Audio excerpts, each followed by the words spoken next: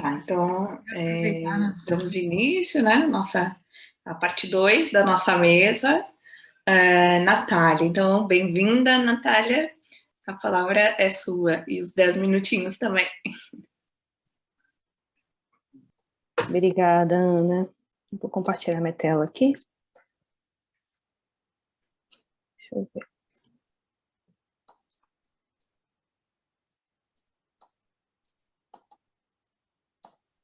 Deu certo? Sim. Bem, certo. Boa tarde a todas e a todos. Uma felicidade estar aqui em mais uma Bralic, dividir a mesa com tantas mulheres maravilhosas, com pesquisas e propostas igualmente maravilhosas. Eu sou a Natália Natalino, sou doutoranda em Teoria da Literatura e Literatura Comparada pela UERJ. O título da minha comunicação de hoje é a Entrada Tardia de Alejandra Pizarnik no Brasil, via antologização, uma pesquisa orientada pela professora Ieda Magri, e o trabalho foi realizado com o apoio da CAPES. Bem, hoje vou falar um pouco, como o próprio título já sugere, da recepção entrada da Alejandra Pizarnik aqui no Brasil, que foi uma escritora, sobretudo uma poeta argentina, nascida nos anos 30, faleceu, suicidou-se nos anos 70, com apenas 36 anos, mas nem por isso ela não deixou uma obra bem vasta até. Eu trouxe aqui alguns títulos para elucidação. Talvez desses 10 que eu trouxe aqui, muitos, inclusive, publicados, já que a gente está falando também um pouco de estratégias, né, pela própria família da Alejandra Pizarnik, alguns livros por editoras menores, né, e tudo mais. Mas desses 10 aqui que eu trouxe, talvez 2 em especial não soem tão inéditos, que seria o Árvore de Diana e Os Trabalhos e as Noites, justamente porque foram esses 2 que mais recentemente foram traduzidos aqui no Brasil, né, pela editora Relicário, com o projeto gráfico da Ana C. Bahia. Essas fotos que eu trouxe aqui são do Mauro Figa, e é a primeira vez que a gente tem uma edição mais sistematizada, com um certo rigor, com um projeto gráfico, né, com um projeto de tradução por trás também. Esses 2 títulos são de 2018. Eu trouxe aqui também para a gente tentar visualizar, elucidar melhor esse ato, né, dessas 2 publicações. A primeira edição argentina é de 62, a nossa, de 2018, tem aí um hiato de 56 anos, em relação aos Trabalhos e as Noites, um hiato de 53 anos. Né? Trouxe aqui só para a gente pensar assim, se é que a gente pode apelar para isso, em termos de efeitos de comparação, né? O Cortázar, por exemplo, que foi muito amigo da Pizarnik, ele já teria aparecido aqui nos cenários dos periódicos literários brasileiros já na década de 60, muito antes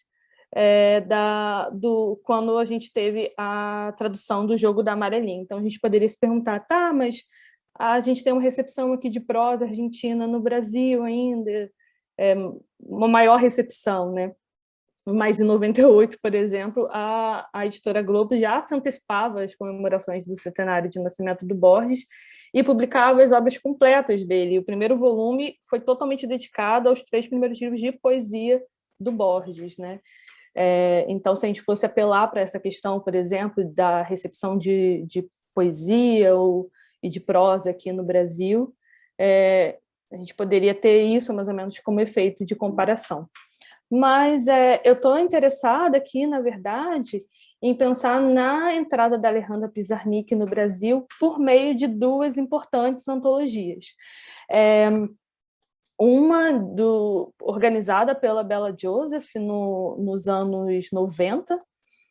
A Joseph foi não só a tradutora, como a organizadora, como a tradutora, a prefaciadora, fez a seleção, tudo.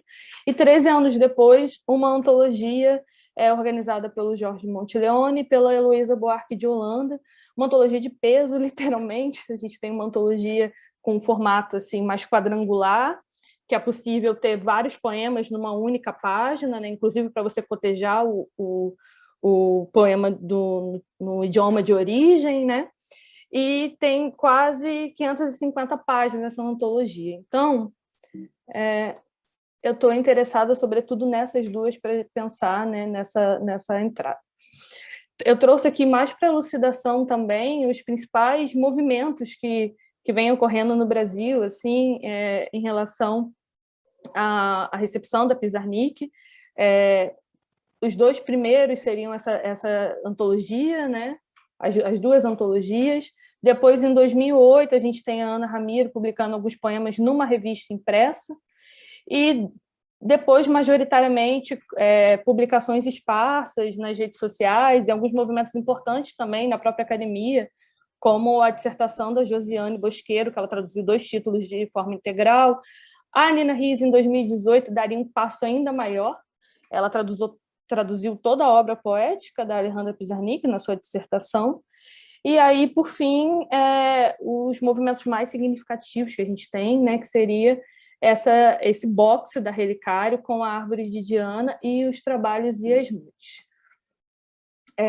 Eu tentei pensar assim no que estava acontecendo também antes da publicação dessas duas antologias, que, na verdade, são muito bem trabalhadas, muito bem organizadas, têm prefácios, textos muito bons, assim, de um panorama da poesia argentina, apresentam a Pizarnik muito bem, só que todos esses movimentos eles são muito tímidos. Então, tentei entender o que estava acontecendo no momento anterior à publicação dessas antologias. Então, eu apelei para os nossos periódicos, para os nossos repositórios digitais, e aí, para minha surpresa, encontrei um poema da Pizarnik que foi traduzido pela Estela Leonardos num periódico carioca chamado Leitura, em 62.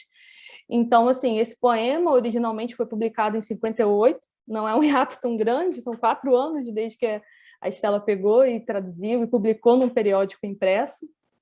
Depois, em 66, a gente vai ter um pequeno fragmentozinho traduzido na capa do Jornal do Comércio. Não encontrei o tradutor, não está identificado, mas é muito curioso pensar que justamente nesse ano, em 66, a Pizarnik estava publicando originalmente esse poema lá na Argentina. Então, foi concomitante, né? Um diálogo que estava, pelo menos o tradutor estava totalmente assim, atento ao que estava acontecendo lá na Argentina. E aí, a gente tem pouquíssima coisa, a gente tem algumas coisas a nível de menção, como essa matéria da Sarah Ribot, em que ela só diz que a geração mais recente se enriqueceria muito com a Alejandra Pizarnik. E aí, o que a gente tem nos nossos periódicos, que dão uma atenção maior para a produção da Pizarnik, se dá justamente depois da publicação da primeira antologia, organizada pela Bella Joseph. Então, 1 ano depois, em 91, a gente já tem uma matéria publicada na Folha de São Paulo, inteiramente dedicada a Pizarnik, e temos também, no Jornal de São Paulo, alguns anos depois, em 2010, uma outra. São movimentos muito, muito tímidos ainda, né?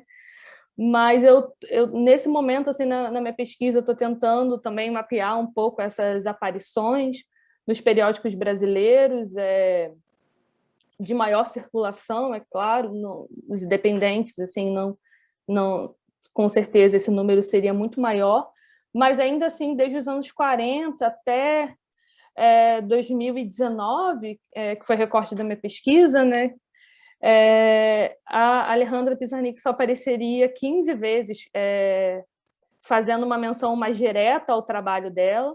Encontrei 4 traduções, encontrei 32 menções ou exemplos, mas esse número aqui ele só é um pouco mais expressivo porque uma mostra da Caixa Cultural, em 2013, foi inspirada num livro da Pizarnik, então, durante todo o período da mostra, o nome dela era mencionado, né?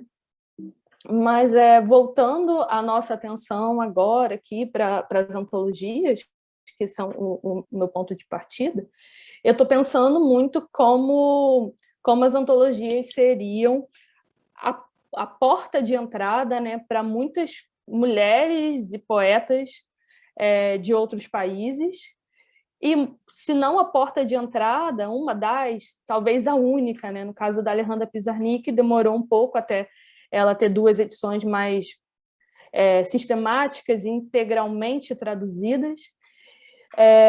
Então, tem toda uma justificativa por trás dessas antologias também, sempre no sentido de pensar num intercâmbio aí, entre a tradição de poesia argentina e a brasileira, colocando sempre também como um intercâmbio, se não inédito, mas que tem pouquíssimo investimento. Trouxe aqui a figura da Bella Joseph, né, responsável pela primeira organização. Nessa antologia foram 21 poetas traduzidos, e foram 3 poesias traduzidas da Pizarnik. 4, perdão. Trouxe aqui a seleção de poemas, e depois a gente vê também o mesmo discurso da antologia organizada pelo Jorge Monteleone e pela Heloísa Buarque de Holanda, né? Pensando em propiciar esse intercâmbio inédito até hoje. Aí a gente vai encontrar aqui a palavra inédito, vai se perguntar, mas espera aí, a Bella Joseph não fez isso nos anos 90? É porque, diferente da Bella Joseph, o Jorge Monteleone e a Heloísa Buarque de Holanda fizeram uma seleção de poemas de poetas argentinos e de poetas brasileiros, né? Então, é um livro que poderia tanto ser lido no Brasil quanto lido nos países hispano-falantes. Natália, o tempo já deu, tá? Por favor, se você quiser. Perfeito. Obrigada.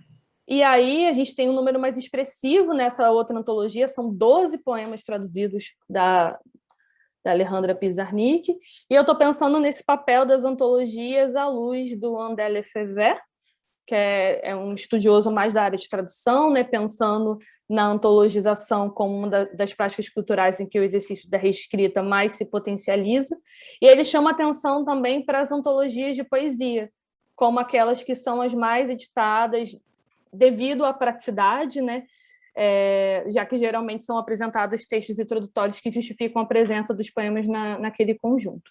E aí estou pensando também a partir de 2 brasileiras, a Silvina Serrani, em que ela diz que as antologias têm papel relevante nas práticas letradas, e também a Maria Helene Torres, que é a professora lá da Universidade Federal de Santa Catarina, que dialoga, inclusive, com a Serrani, e ela gosta de resgatar esse prefixo, né, anthos, no grego significaria flor, para pensar numa analogia e pensar também que a antologia é como um buquê, né, uma seleção de textos escolhidos com cuidado e que trata de uma composição que leva em consideração não só a qualidade, mas também a representatividade de uma época ou movimento literário. De certo modo, os 3, tanto Lefebvre quanto a Serrani, a Maria Helena Torres, vão puxar muito para essa questão de uma representatividade da época para a gente tentar entender, né? É claro que a antologia a gente nem sempre consegue abarcar tudo que está acontecendo ali naquele recorte, mas é um caminho, né, para refletir, pelo menos, mais ou menos, o que está acontecendo. E aí, a título de considerações finais, né, eu estou pensando que, à luz dessas contribuições, tanto do Lefebvre, quanto da Serrani, quanto da Torres, eu poderia pensar nos papéis de antologia, nos conceitos de antologia e de coletânea, como um primeiro passo para a entrada de autoras estrangeiras no Brasil. E aí, diante do exposto, restaria, então, se é que eu posso, né, uma certeza que os estudos das reescritas não deveriam ser negligenciados, já que todos eles, esses 3 teóricos, estão pensando na antologia também dentro dos estudos de tradução e de reescrita, né? E aí, por hora, eu acho que nós estamos bem servidos com as antologias bilíngues e, sobretudo, com as últimas edições traduzidas pela Relicário.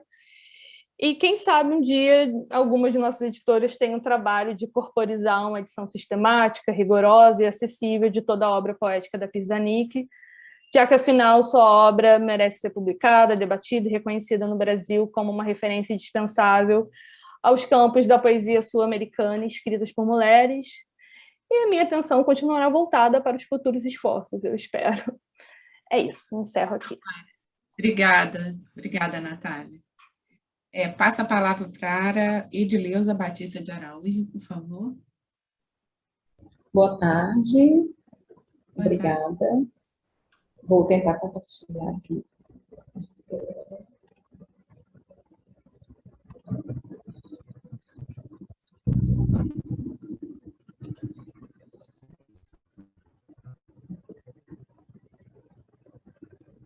Meu nome é Edileuza, eu sou professora da rede estadual de ensino aqui do estado do Tocantins, trabalho com ensino médio e eu trouxe para compartilhar aqui nesta tarde uma pesquisa que está em andamento, que ela foi apresentada ao programa de pós-graduação em letras, ensino de língua e literatura aqui da UFT, da Universidade Federal do Tocantins.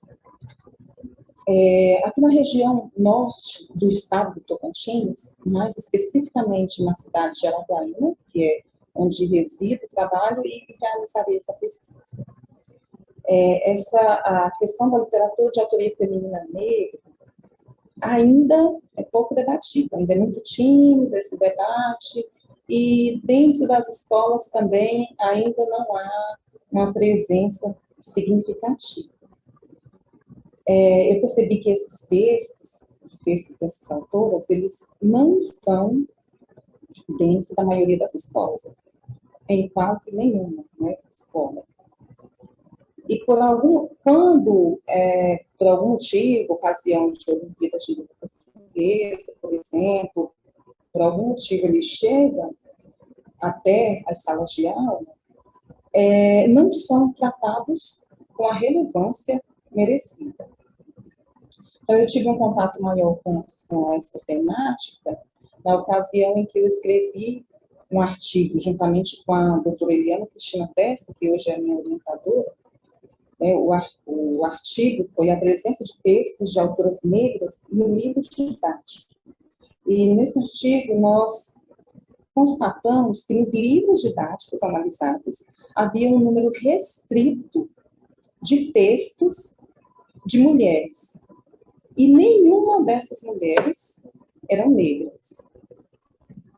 Então, a partir desse momento, eu fiquei incomodada com essa questão e daí partiu a motivação para pesquisar dentro dessa temática.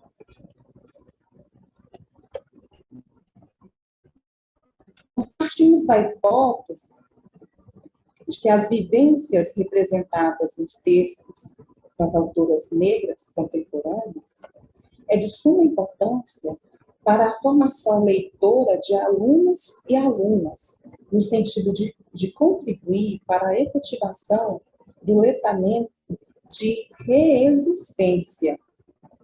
E de acordo com a pesquisadora Ana Lúcia Silva Souza, esse letramento de resistência contribui para a desestabilização do que pode ser considerado como discursos já cristalizados, em que práticas validadas sociais de uso da língua são apenas ensinadas e aprendidas na escola formal.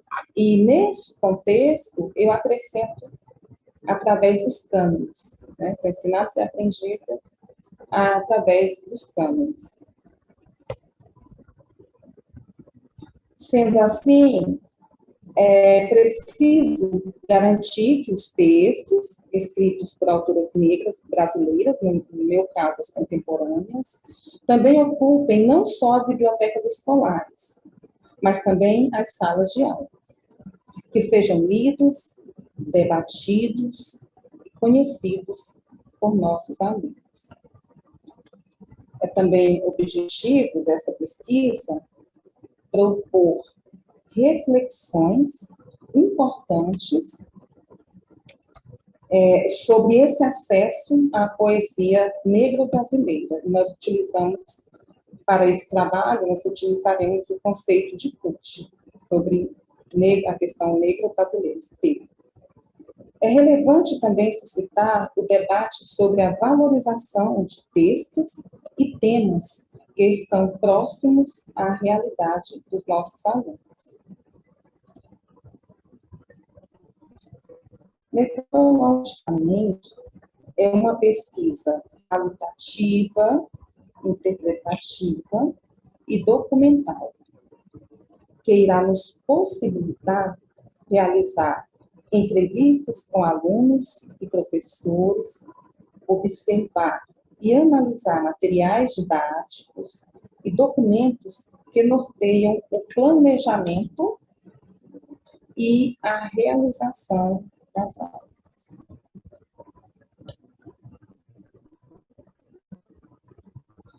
Essa pesquisa também enfoca as contribuições que as poesias de autoras negras apresentam dentro e fora da escola.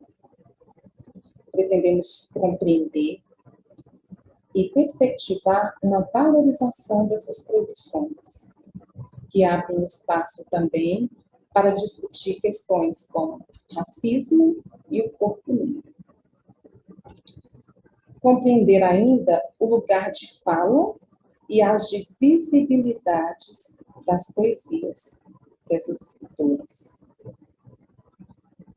Falar sobre a literatura produzida por autoras negras é algo que vai muito além apenas de conhecer os títulos das obras, conhecer sua biografia. Implica um compromisso com o debate, com a quebra de paradigmas e a quebra do silêncio da mulher, sobretudo da mulher negra, que é o foco da pesquisa. Essa quebra de paradigmas, quebra do silêncio, nós nos referimos dentro da escola, mais especificamente da sala de aula. Dessa forma, perspectivamos contribuir para a ampliação dos espaços conquistados por essas autoras, sobre a polifonia de temas e estilos, né? Então, elas estão na academia, no nosso contexto, elas precisam agora adentrar de forma efetiva, né, as salas de aulas também. Então, nas palavras de Conceição Evaristo, as escritoras negras buscam inscrever no corpus literário imagens de autorrepresentação, isso no corpus literário brasileiro. Criam, então, uma literatura em que o corpo mulher negra deixa de ser o corpo do outro, como objeto a ser descrito, para se impor como sujeito mulher negra, que se descreve a partir de uma subjetividade própria, experimentada como mulher negra na sociedade. Dessa forma, é urgente que se discuta, que se questione, e também usufrua dessa literatura, por que não? Dentro das nossas escolas. Desculpa, Edileuza. Não como... Oi? Não, pois só para utilizar 2 minutinhos. Perdão interromper. Tá bom, obrigada. Então, não só como algo esporádico, mas que, de fato, faça parte do cotidiano nas salas de aula. A escolha por uma pesquisa que envolve a temática literatura feminina negra dentro do espaço escolar, partiu da preocupação com a resistência, essa resistência que a escola ainda apresenta, né, em utilizar ou abraçar uma literatura tão próxima da realidade das vivências do nosso público, me refiro ao nosso contexto aqui. Uma vez que essa atitude reforça o silenciamento e a invisibilização de autoras como Conceição Evaristo, Geni Guimarães, Ruby Prates, Mel Duarte, Cristiane Sobral e outras. A falta de referência dessas autoras dentro dos espaços escolares tira dos alunos, principalmente de alunas negras, oportunidade de se encontrar nos textos que são lidos, que são debatidos, né, causando, assim, uma sensação de não pertencimento. O certo é que as vivências, histórias de lutas e resistências dessas autoras são conteúdos imprescindíveis tanto para a formação acadêmica quanto para a formação de cidadãos críticos. E críticos e atuantes na sociedade, além da fruição proporcionada por essas obras. Os estudantes, eu vou encerrar aqui falando que os estudantes precisam saber que a mulher negra na literatura não é apenas aquela tão discriminada, muitas vezes, em alguns cânones, né, e no folclore nacional. A mulher negra, como disse Conceição Evaristo, sujeito, mulher negra. Né? É necessário que seja ouvida, lida, discutida em todos os espaços, sobretudo na sala de aula. Tá? Então, desde já agradeço, muito obrigada pela oportunidade, e de já também agradeço as futuras contribuições. Obrigada. Obrigada a você, Edileuza. Agora passo a palavra para o Claudicélio Rodrigues da Silva. Pronto, obrigado. Boa tarde a todas e todos. Primeiro, eu queria agradecer, né, pelo aceite para participar desse simpósio tão interessante, desde segunda-feira aqui nessas provocações, né? Agradecer a Laura, a Ana e a Silvina.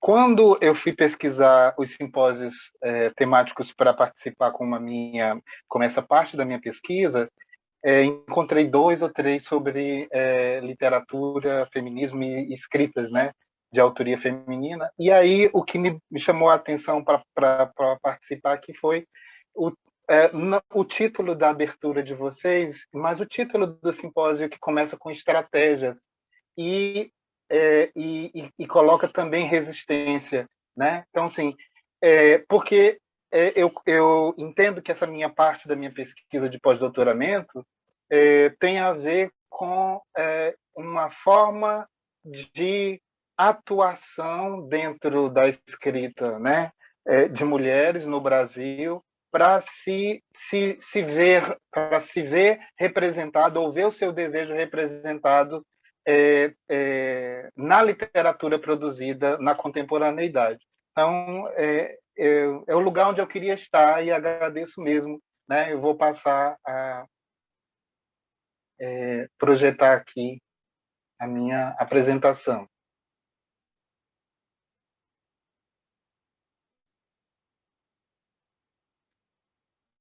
Então, o título da minha apresentação, do gozo reivindicado por mulheres em 3 antologias eróticas brasileiras, eu estou entendendo aqui o erotismo, o gozo, ou o nome que a gente dê para isso, né? Prazer, desejo, afetos, dentro dessa categoria das sexualidades, eu compreendo que a palavra gozo aí significa não necessariamente o ato sexual em si. Isso aqui é um recorte da minha pesquisa de pós-doutorado, que o projeto de pós-doutorado trabalha, no meu recorte, com antologias eróticas de sujeitos dissidentes. Tá? Então, assim, o objeto de estudo é muito claro. Não é qualquer antologia erótica, porque se a gente der uma gulgada com o termo antologias eróticas brasileiras, a gente vai encontrar uma infinidade, há muito material, né? Há muita coletânea reunindo, algumas historiográficas, reunindo antologia, reunindo autores e autoras supostamente eróticas no Brasil. Mas eu quis, então, delimitar. São antologias eróticas apenas de sujeitos dissidentes, né? Então, aqui o que seria o sujeito dissidente? É aquele que, não aceitando discursos hegemônicos sobre si, ele resolve furar essa bolha, né? Esses discursos limitantes, muitas vezes opressivos, redutores, excludentes, né? Sexistas, no caso aqui, em questão, ele resolve participar, deixar de ser objeto para ser sujeito do seu próprio discurso, né? E ele se constitui como linguagem. Para mim, esses são os sujeitos dissidentes. E, no meu recorte, é um pouco ousado, mas é um projeto de pós-doutorado, então, portanto, eu só estou começando, né? Eu sou professor da Universidade Federal do Ceará, esqueci de me apresentar, trabalhando no programa de pós-graduação em literatura comparada, né? Coordenando um grupo de estudos chamado Grupo de Estudos da Língua de Eros. A minha pesquisa tem muito a ver com o que a gente falava nas duas mesas da segunda-feira, como a gente pode criar estratégias para retrabalhar as nossas perspectivas no campo do ensino superior, né? Se as demandas estão urgentes, estão nos pedindo, né, atualização. Então, quando eu entrei na UFC em 2013 e comecei a trabalhar com o erotismo, o meu interesse era pensar o erotismo do ponto de vista sociológico, psicanalítico, muitas vezes, e filosófico, trabalhando de forma mais abstrata possível e, por um lado, e, por outro, pensar o erotismo como uma história, né, como muitas antologias fazem no Brasil, uma história de como os textos, como o erotismo aparece nos textos literários brasileiros, sejam eles poemas, sejam eles contos ou romances. Por uma demanda dos alunos e dos colegas que participam do grupo de estudos, eles começaram a perguntar: professor, eu sou preto e é muito difícil para mim falar sobre erotismo. Como é que a gente resolve isso? Ou então outro: professor, eu sou lésbica, eu sou gay, como é que a gente pode pensar o erotismo a partir dessa nossa orientação sexual?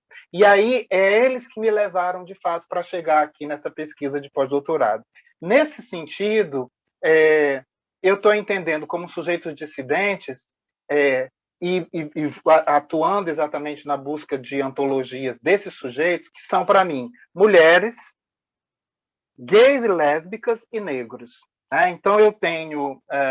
minha pesquisa ela vem de um recorte desde 1960, quando surgiram as primeiras antologias desses sujeitos dissidentes, e termina em 2019. Né? Eu entendo que é um amplo, né, temporalidade, mas não é um projeto para se encerrar num ano, eu nem teria por que isso. Né? Então, por que antologias, né? O interesse da antologia? Porque, para mim, embora a antologia, o que a gente chamava no passado de florilégio, a reunião de flor, o buquê, né, tenha muito de uma curadoria para se apresentar autores de uma época, de uma região, ou de, sei lá, temática específica, eu entendo a antologia também, no caso dos sujeitos dissidentes, como uma potência política, de afirmação e de representatividade. Então, eu estou pensando a partir dessas perspectivas.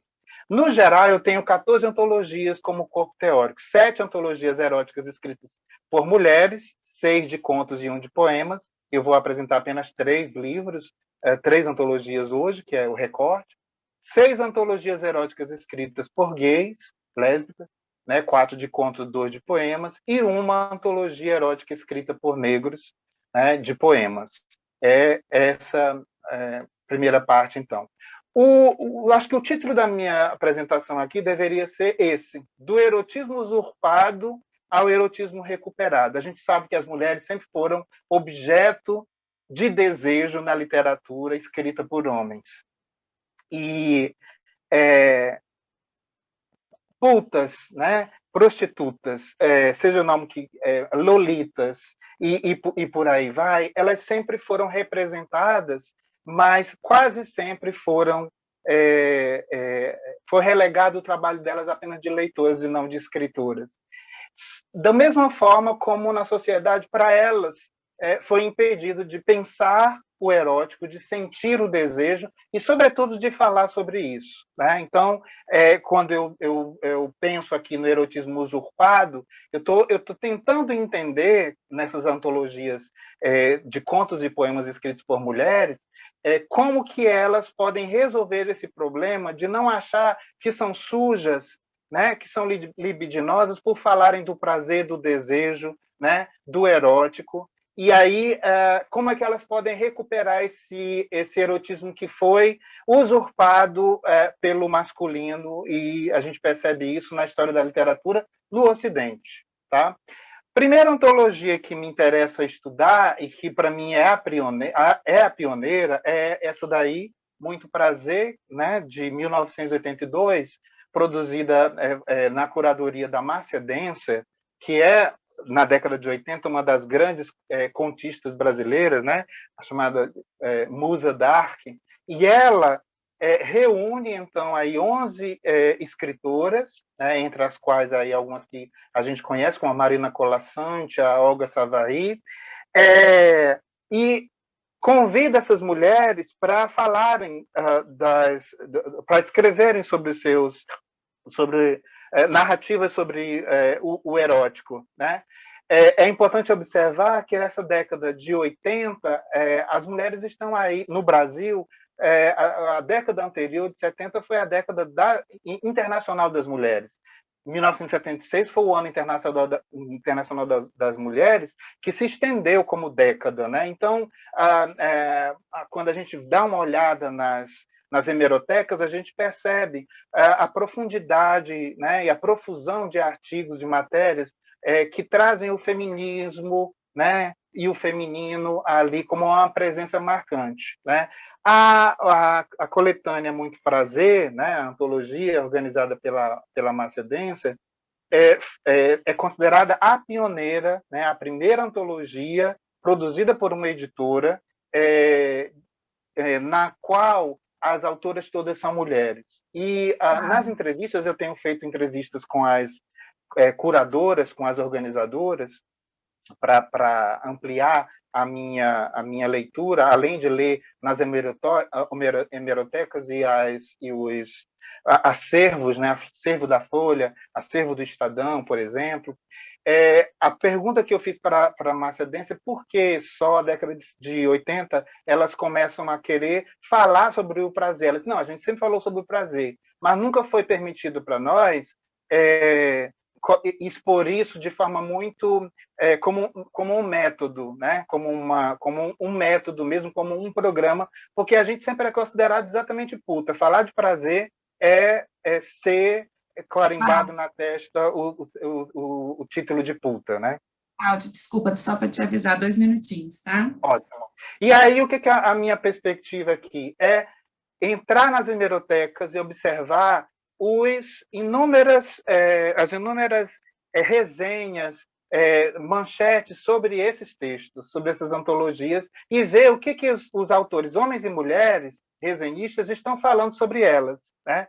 É interessante porque o tempo todo, praticamente, a pergunta resvala não para o teor literário dessas antologias, mas para a ideia de o que é erótico, o que é pornográfico. Que a gente que trabalha com erotismo está cansado de explicar, né, que isso é uma invenção, separar erotismo do pornográfico, né?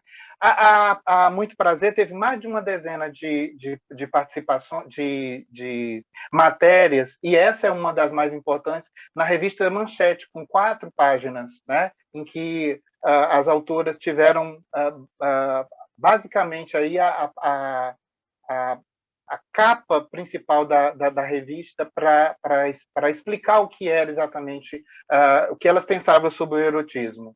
Depois a gente tem o jornal Mulherio, que é um dos jornais mais importantes feministas no Brasil nessa época, faz uma nota muito interessante explicando exatamente, valorizando a publicação, né, do Muito Prazer, e dizendo aí, a autora diz assim, se falar de sexo sempre foi privilégio dos homens, escrever sobre o erotismo nunca foi terreno que as escritoras mulheres se habilitassem a explorar. Quer dizer, basicamente, quase todas as matérias em que as mulheres são autoras, né, nas análises do livro, elas falam exatamente disso, dessa perspectiva de a mulher nunca ser confundida com puta ao falar do erótico. O segundo livro, também da editora Record, e selecionado por Márcia Dencer, tem a ver com o sucesso da primeira. Ele é de 1984. Chama-se O Prazer é Tudo Meu. E aí aparece, por exemplo, Lia Luft, Edla Van Steen, Lígia Fagundes Telles, né? Que com outras, que a Olga Savary, de novo, a Nélida Pinhon.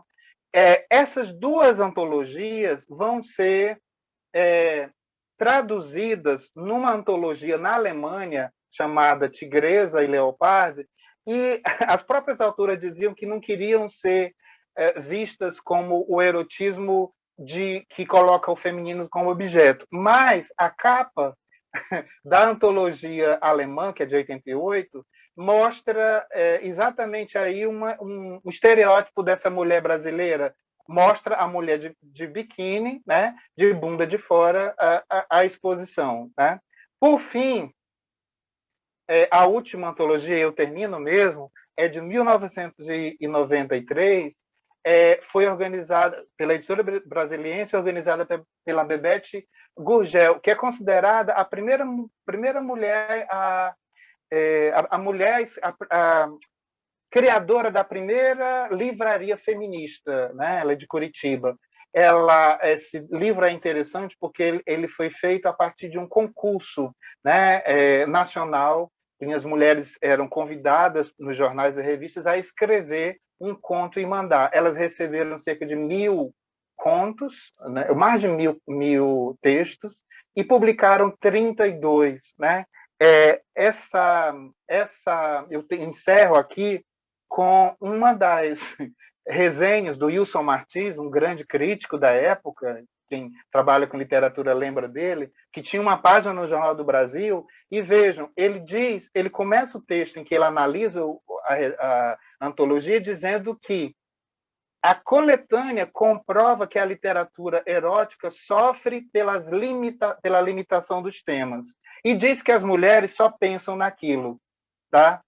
É nessa perspectiva de leitura que a gente vê muitas das interpretações feitas nos jornais e nas revistas sobre essas antologias. Né? Ele diz, são contos, a maior parte escritos na primeira pessoa, em que as personagens se comprazem em descrever-se como objetos sexuais, exatamente o estopim que deflagrou contra os homens o movimento feminista internacional. Ele tenta colocar a antologia e as antologizadas contra o próprio feminismo, sendo que muitas delas se declaradamente apresentavam-se como feministas. Então, a minha perspectiva é essa, é analisar essas antologias, a recepção sobre elas, né, nos jornais da época, e perceber exatamente, quando eles tentam a filiação com o feminismo, que tipo de feminismo elas entendem.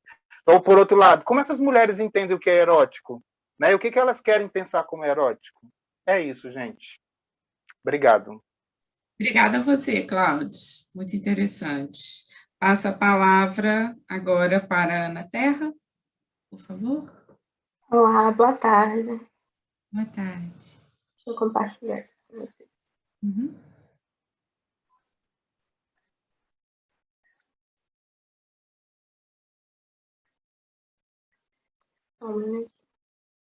Vocês estão conseguindo ver a tela? Sim, tudo certo. Pronto. Boa tarde a todos e todas aqui presentes. Meu nome é Ana Terra, eu sou mestranda no programa de pós-graduação em Estudos de Linguagem da Universidade do Estado da Bahia. Sou orientanda da professora Elizabeth Gonzaga e estou bolsista CAPES. Esse trabalho que eu vou apresentar hoje é um exercício de uma das sessões da dissertação, e o título é A Escrita de Corpo Inteiro, a Antologia Erótica, O Olho de Lilith. A proposta do trabalho, ela surge na perspectiva de analisar de que maneira a autoria feminina de literatura erótica tem buscado contribuir, tem fortalecido esse processo de construção da autonomia de si e empoderamento feminino. Então, traz essa discussão a partir da antologia erótica O Olho de Lilith, que é do ano de 2019. A contextualização, né, que esse trabalho ele parte é de um momento em que o corpo feminino e a sua sexualidade ela sempre foi passível de subjugação e de controle. Então, o trabalho ele surge, né, desse incômodo de perceber de que o corpo feminino ele sempre foi controlado. As mulheres elas sempre tiveram essa dificuldade, né, de falar sobre o seu corpo, de falar sobre os seus prazeres, a todo momento que sempre ocorreram imposições tanto sociais como religiosas que buscavam domesticar essas mulheres para atender expectativas e demandas sociais. Então, assim, esse trabalho ele traz a antologia erótica de Olho de Lilith como uma estratégia de romper, né, de romper com esse processo de subjugação e com esse processo de controle, na medida em que mulheres têm trazido escritos que exploram as suas experiências sexuais e também falam muito mais sobre o seu prazer.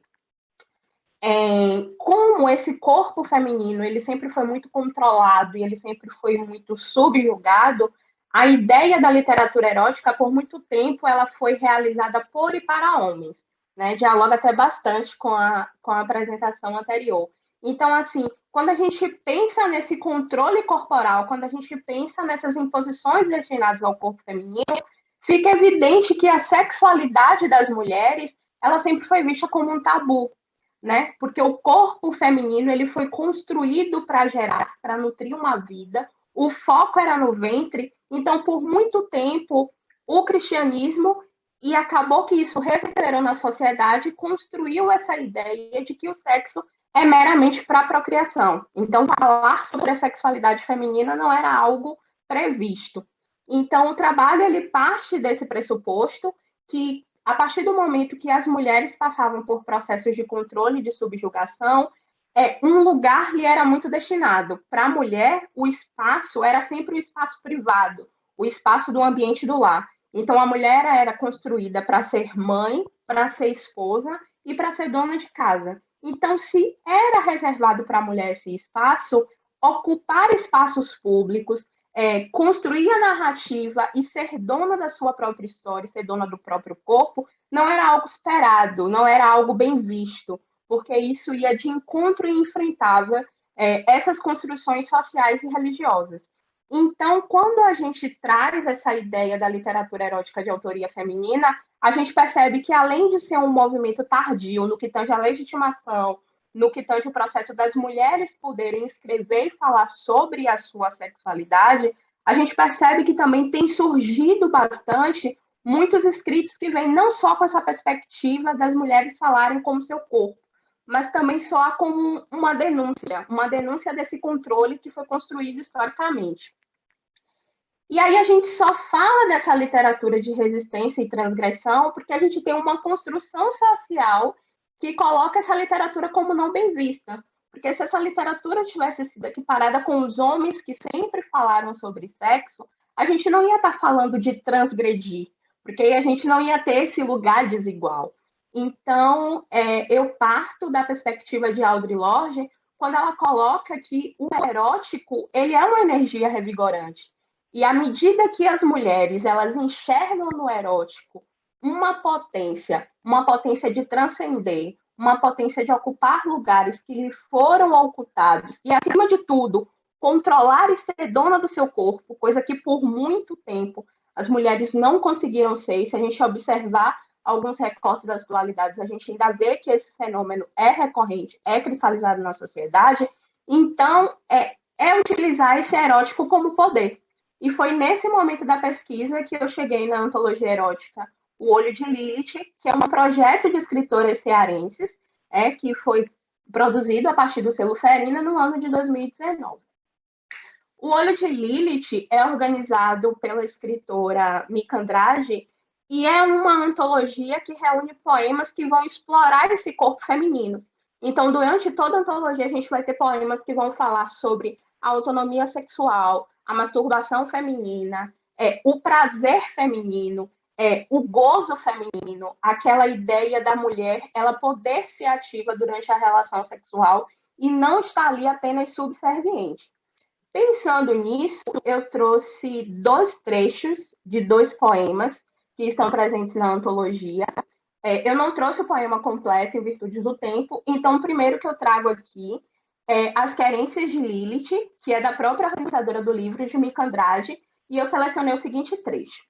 sem preocupações, sob os olhos vigilantes de Deus, Adão e Lilith fornicavam, sobre as gramíneas do belíssimo jardim, até que no momento breve de êxtase, a varoa com o corpo em tremeliques vira-se e fica na posição de quadrúpede.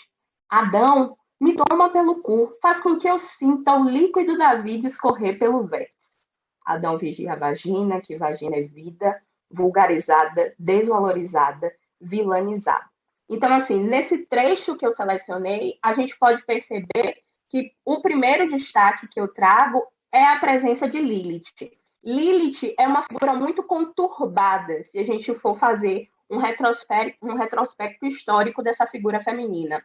Alguns colocam que Lilith foi a primeira mulher de Adão e por não ter consentido e ter constantemente discutido com Adão e discordado de certas imposições de obediência, ela deixou o paraíso.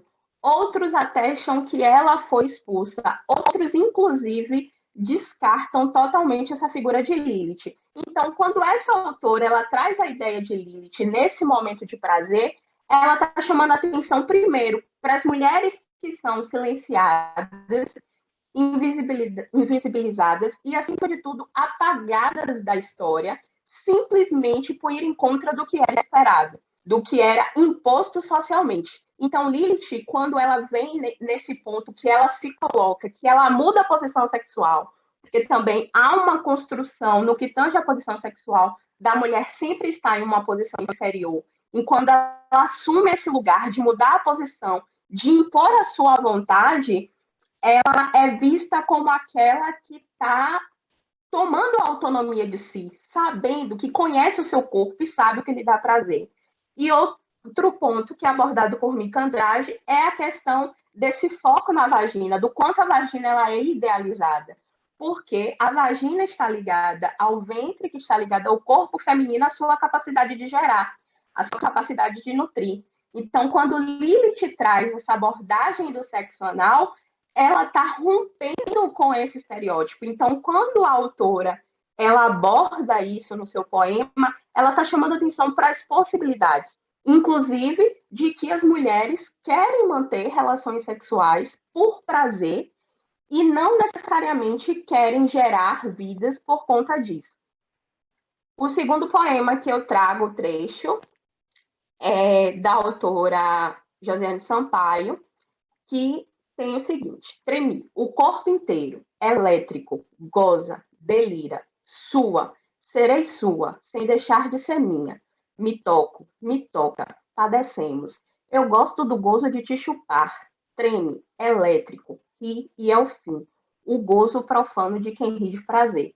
Então, a autora ela está chamando a atenção para que essa mulher, quando ela descobriu que ela é dona do seu corpo, que a autonomia é dela, ela entende que ela pode partilhar um momento de prazer com a pessoa que ela está se relacionando, sendo da pessoa naquele momento, mas ela não se perde. Ela não deixa de ser dela, ela não perde a sua identidade, ela não perde a sua essência. Tanto que ela consegue deixar claro o que ela deseja durante o ato sexual.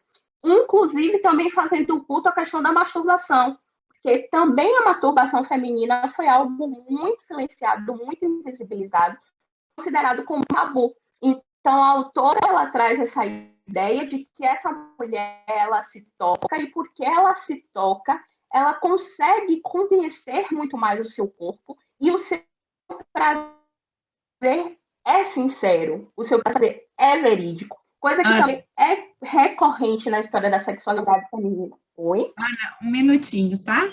Tá bom, já estou encerrando. Obrigada. Que é recorrente na sexualidade feminina é essa ideia de que a mulher, ela por muito tempo, ela fingiu esse prazer para agradar esse homem, e aí a gente percebe por muitos estudos que muitas mulheres fingem esse prazer por não conhecer esse corpo. Quando essa autora está trazendo esse escrito, ela está mostrando que o conhecimento que a mulher tem do seu próprio corpo influencia nessa forma dela sentir prazer. Então, eu encerro trazendo a ideia de que enfaticamente, o recorte que eu trago de O Olho de Lilith, tantos outros escritos estão nessa mesma perspectiva, estão emergindo com frequência. E, assim, isso parte de um fenômeno que Audre Lorde chama, que é transformar o silêncio em linguagem e ação. Por muito tempo as mulheres ficaram silenciadas, por muito tempo as mulheres deixaram de falar sobre os seus desejos e os seus prazeres, acreditando que o seu silenciamento iria te proteger de uma sociedade misógina, machista, sexista, patriarcal. No entanto, esse silenciamento nunca protegeu as mulheres. As mulheres continuaram sendo marginalizadas, oprimidas, mortas e aniquiladas, mesmo estando silenciadas. Então, hoje em dia, essas mulheres rompem com esse silenciamento e colocam à tona as suas vontades. Então, é algo que também Mika Andrade traz na apresentação da antologia erótica, que essa antologia ela funciona como um manifesto poético, porque a partir do momento que essas mulheres, por meio da poesia, enaltecem o seu prazer, enaltecem a sua sexualidade, elas estão mudando o rumo da história e ocupando lugares que outrora foram silenciados. Aqui foram as referências utilizadas para a construção dos slides. Muito obrigada. Obrigada, Ana. Muito legal.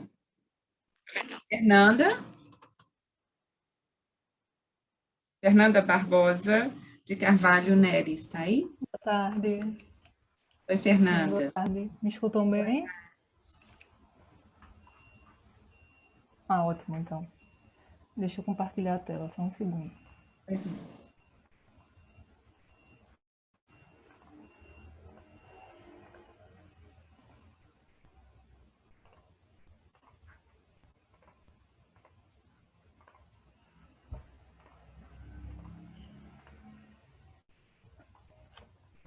Acho que estou com um pouco de dificuldade para compartilhar.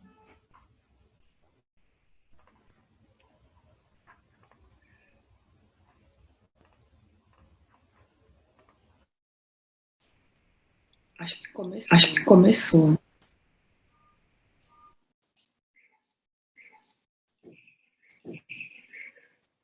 Aí, tá certo?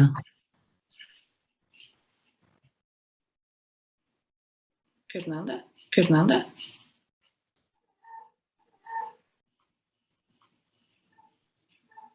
Fernanda, tem que abrir o...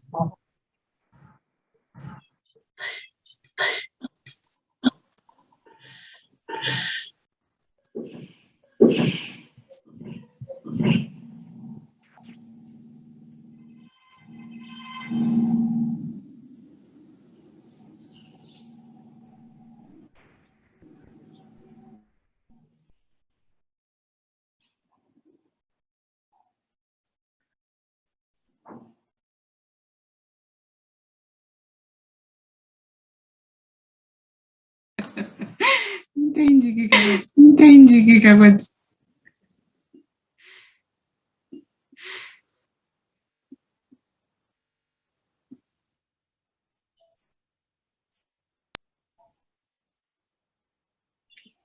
Quando vai compartilhar, vai abrir uma janela onde estão todas as coisas que você tem. Aí tem que clicar na tua apresentação e dar share, ou compartilhar. Aí. Agora tá, parece que está no lugar certo. Só Deu lembra... certo? Isso. Tá certo. Tá certinho agora. Desculpas, não estava aparecendo o Adobe, então fiquei perdida. Mas está tudo certo agora. Tudo certo. Bem-vinda, Fernanda. Boa fala. Obrigada, professora. Bom, meu nome é Fernanda, eu faço doutorado no programa de pós-graduação em Letras e Estudos Literários na UFMG. E, bom, eu vou acompanhar o texto a fim de dar conta dos 10 minutinhos. O trabalho que eu estou apresentando hoje diz respeito a um segmento da minha pesquisa do mestrado, que teve como objeto de pesquisa o livro Woman at Point Zero, da escritora egípcia Naal el-Saadawi. Há um tempo eu tinha essa vontade de voltar a construir estudos sobre Saadawi, e o simpósio Literatura Escrita por Mulheres e Resistência, da Abralic, me pareceu a oportunidade perfeita para essa questão. Curiosamente, acredito que voltar ao livro de Saadawi, em que o tema das mulheres árabes é exposto com tanta ênfase, me parece também uma questão extremamente oportuna nesse momento, em que os olhares do mundo estão voltados para o Afeganistão, e junto com eles também os olhares enviesados por questões orientalistas, que confundem, subvertem e, acima de tudo, reduzem a identidade do que é o outro, nesse caso, do que são as mulheres árabes. O título do trabalho funciona como uma espécie de reflexão em relação a um trecho de uma carta escrita por James Joyce, que eu li há uns anos. Nessa carta, o autor explica o motivo da repetição da palavra sim ao longo do famoso solilóquio de Molly Bloom, em Ulisses. Para Joyce, a repetição da palavra sim se justificava porque as mulheres seriam a carne que sempre afirma. Então, o que eu proponho é pensar como a literatura escrita por mulheres, mais especificamente a escrita de Saadawi, na verdade, pode vir a deformar essa ideia de permissividade atrelada ao feminino. Bom, nesta apresentação eu vou tentar discorrer um pouco sobre Saadawi e por que eu a considero uma figura paradigmática para a compreensão da autoria feminina associada à proposição de resistência.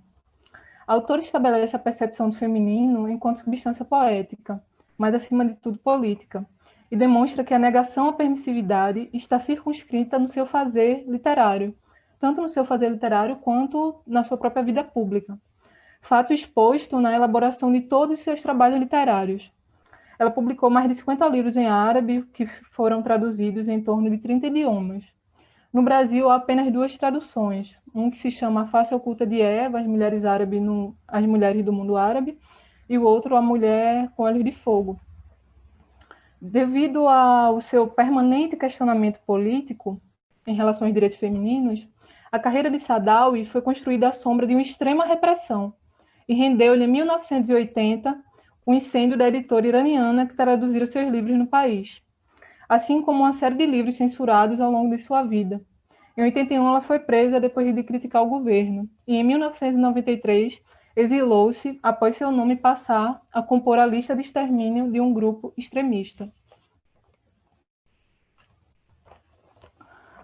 Bom, agora eu vou falar brevemente sobre o livro A Face Oculta de Eva, que é um desses livros traduzidos de Saadawi, para que possamos entender um pouco como a escritora observava as perspectivas do povo árabe em relação aos olhares ocidentais. Saadawi sempre foi extremamente crítica sobre o olhar ocidental em relação às mulheres árabes. Esse olhar que parece amplificar a ideia de permissividade feminina e que tende a enquadrar genericamente as mulheres árabes na dicotomia dançarina do ventre ou mulheres com véu.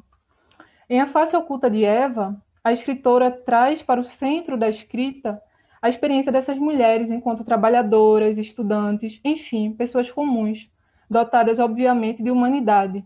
Essa humanidade que é retirada quando se projeta a redução identitária das mulheres.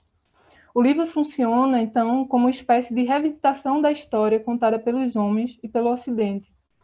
Para exemplificar essa questão, eu cito um trecho em que Saadawi reflete sobre a relação entre a opressão feminina no mundo árabe, o islamismo e o imperialismo. Abro aspas. Acredito firmemente que as razões para o baixo status das mulheres em nossa sociedade não são devidas ao Islã, mas a certas forças econômicas e políticas, como as do imperialismo estrangeiro, que operam principalmente a partir do exterior, e também através das classes reacionárias a partir do interior. Fecho aspas. A característica de resistência em relação às opressões femininas não se restringia à esfera literária de Saadawi, fato que pode ser exemplificado através da criação da Associação de Solidariedade das Mulheres Árabes, no ano de 1981.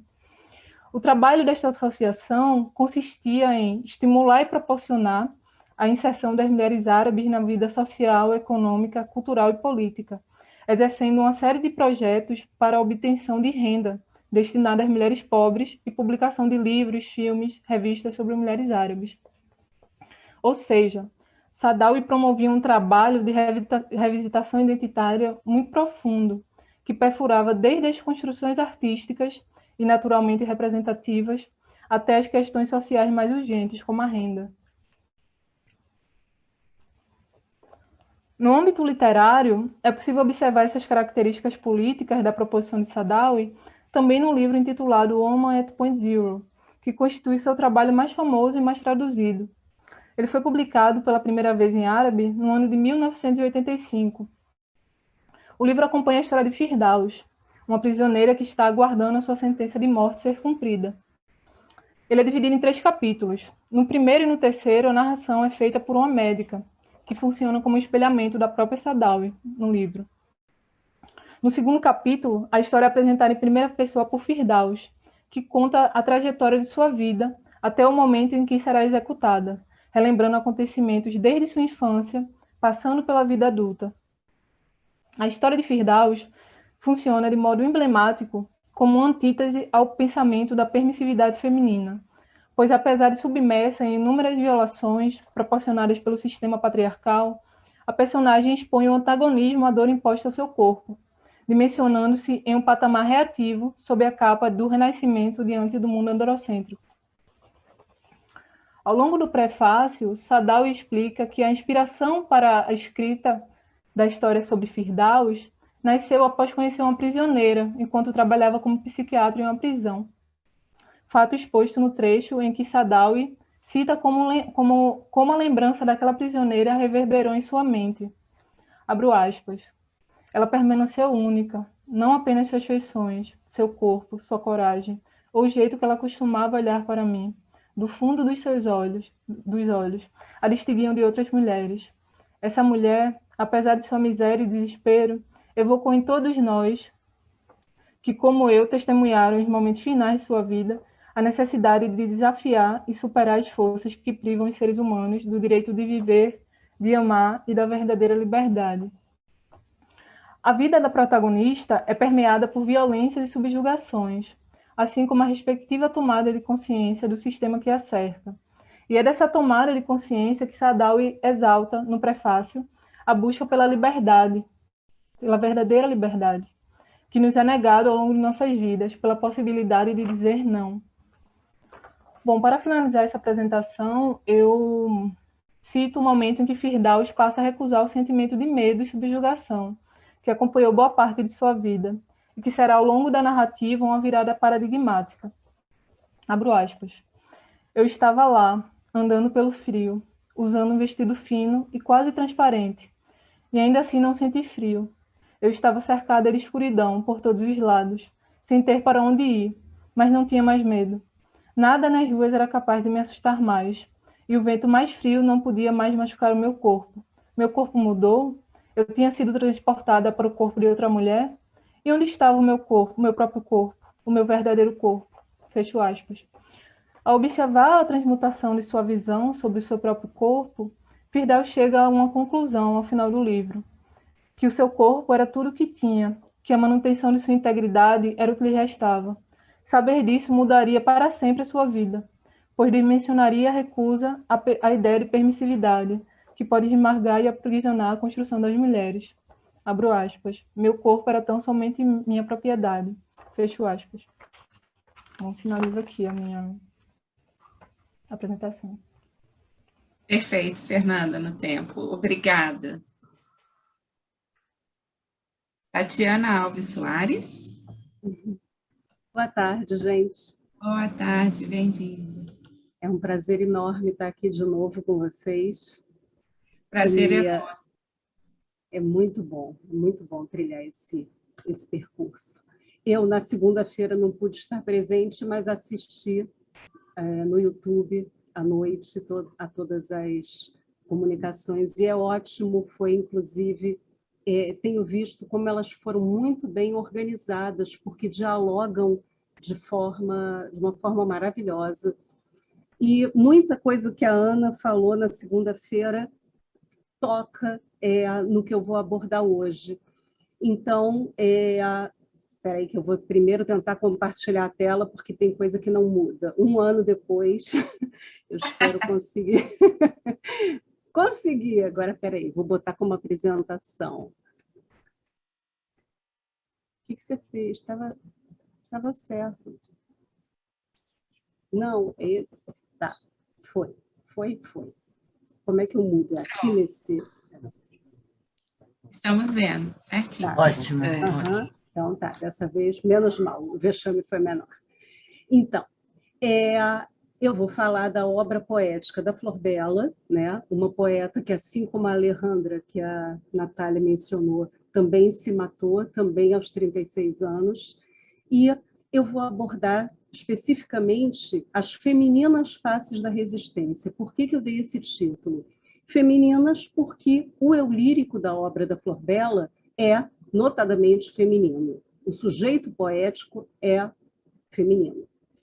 Femininas faces, no plural, porque justamente a minha pesquisa vai enveredar pela transição, pela trajetória evolutiva que essas faces, que esses perfis femininos vão assumir ao longo da obra poética dela.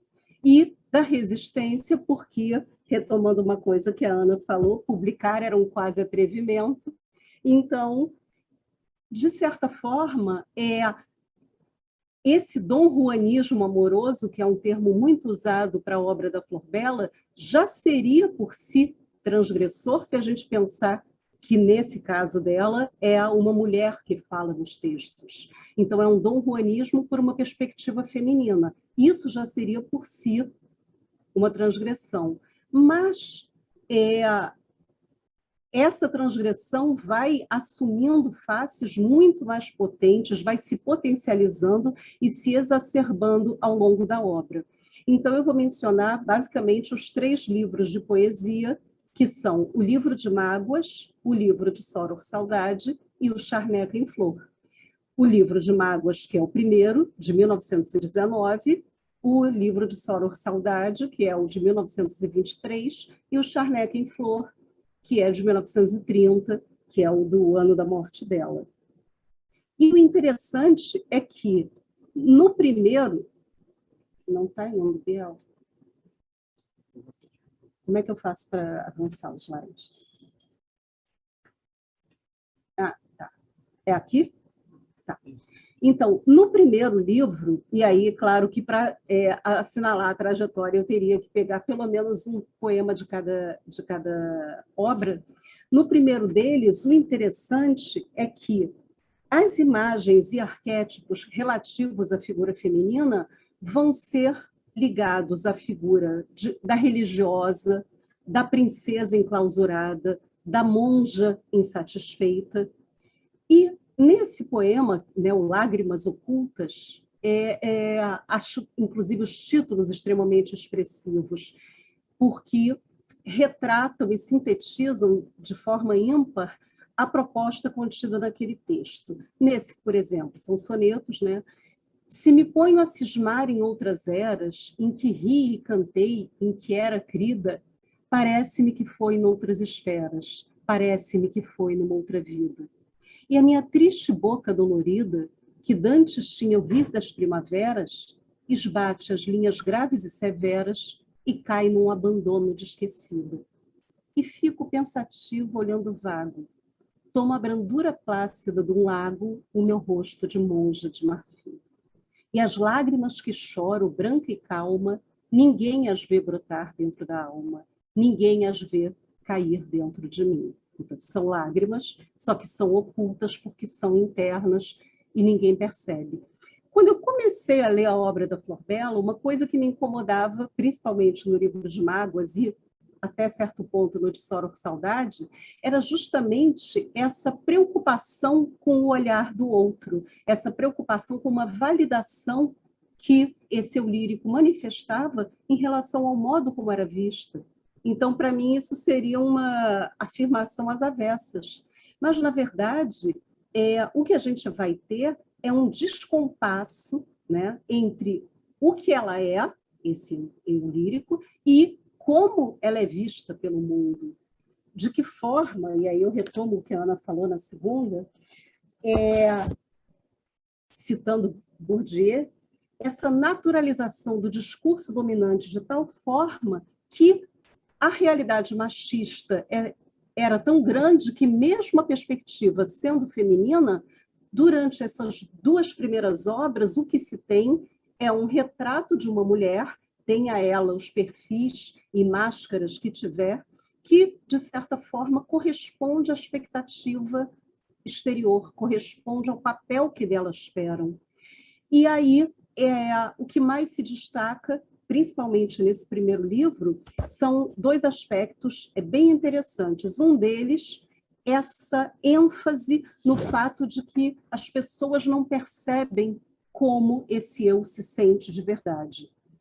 Então, e o outro aspecto, o fato de, em grande parte dos sonetos, esse eu assumir a forma ou de uma monja ou de uma princesa. Princesa não na sua feição de poder, mas na sua feição de enclausurada. São todas mulheres intramuros, encasteladas, enclausuradas, presas, e muitas vezes, ou seja pela castidade exigida de uma religiosa, seja pela pureza exigida de uma princesa que busca um príncipe, espera um príncipe, são imagens ainda de placidez, docilidade, inclusive, nesse soneto especificamente, a brandura plácida do lago, um rosto de monja e de marfim, quer dizer, a coisa mais plácida e menos intempestiva e passional possível. O interior, o íntimo, que é visceral, que é passional, que é sensual, ninguém percebe. Então, é uma mulher que, nesse primeiro momento, reúne arquétipos femininos de clausura e de passividade e de docilidade, porque ainda, apesar de dizer ali nas entrelinhas que não é assim que ela se revela para o mundo para corresponder a essas expectativas. Depois vem o livro de Soror Saudade, que eu considero um livro de transição, porque se, por um lado, ainda traz essa identidade construída, configurada a partir do olhar alheio, já demonstra de uma forma um pouquinho mais enfática a sua insatisfação em ter que corresponder a esses papéis, né, atribuídos por outros. E aí, esse é o primeiro dos sonetos e talvez um dos mais expressivos. Irmã, Soror Saudade me chamaste. São apelidos e epítetos dados por terceiros. E na minha alma o nome iluminou-se, como um vitral ao sol, como se fosse a luz do próprio sonho que sonhaste. Quer dizer, é um sonho alheio, né? Numa tarde de outono murmuraste, toda a mágoa do outono ele me trouxe. Jamais me hão de chamar outro mais doce, com ele bem mais triste me tornaste. Então, a construção feita pelo outro. E baixinho na alma da minha alma, como bênção de sol que afaga e acalma, nas horas más de febre e de ansiedade, como se fossem pétalas caindo, digo as palavras desse nome lindo que tu me deste, Irmã Soror Saudade. Ainda que a gente não saiba quem foi esse outro que a chamou, né, chamou o eu poético de irmã e de Soror Saudade, o que a gente tem aqui é uma tripla maldição.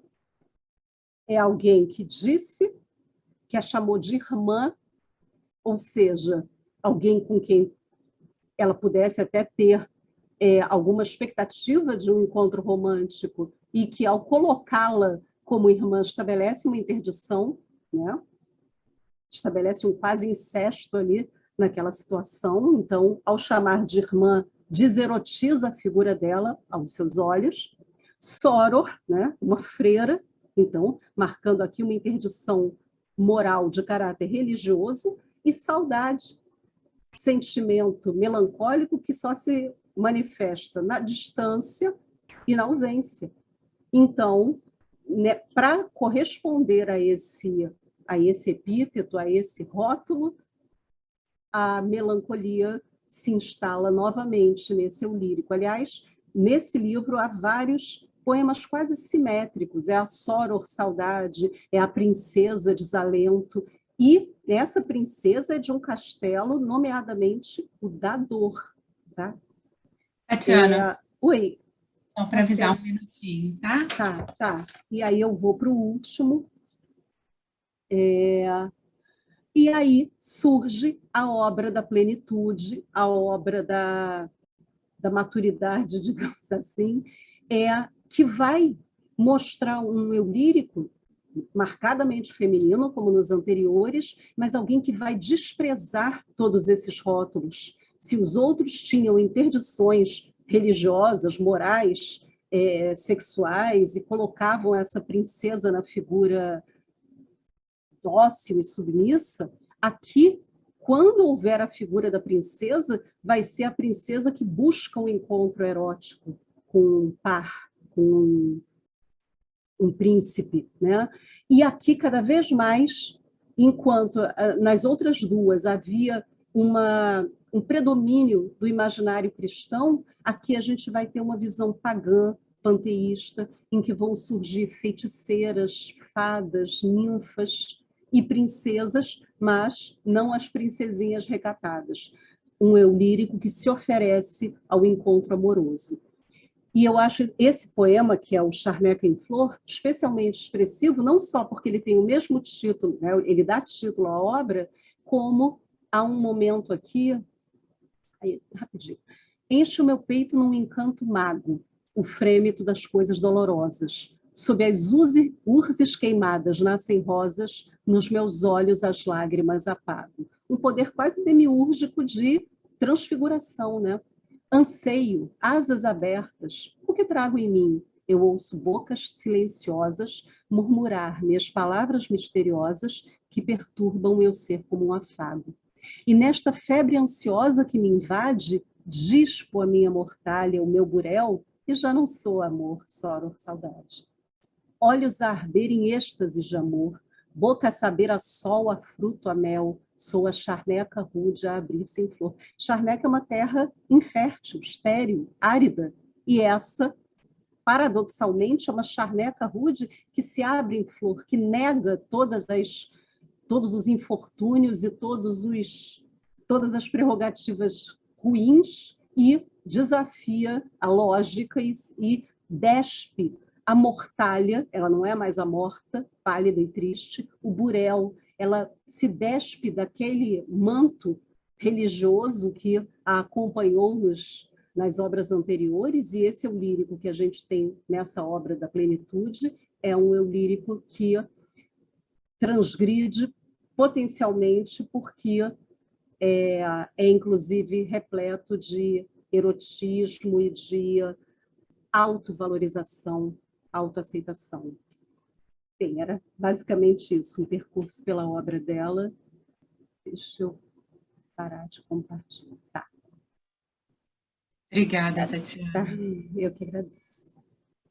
Então, agora aqui a gente encerra as apresentações e passamos para o momento de discussões, complementações, perguntas. Vou colocar uma palminha aqui também.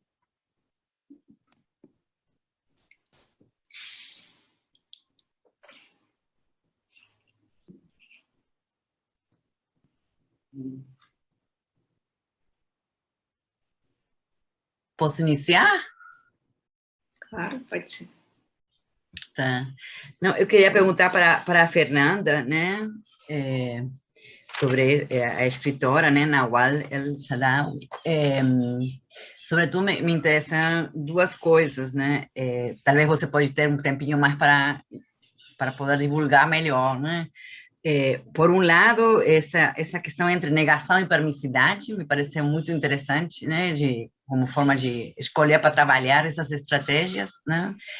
E como isso, se de alguma forma está atrelado também a essa discussão com certas, digamos, tendências do feminismo ocidental. Obrigada.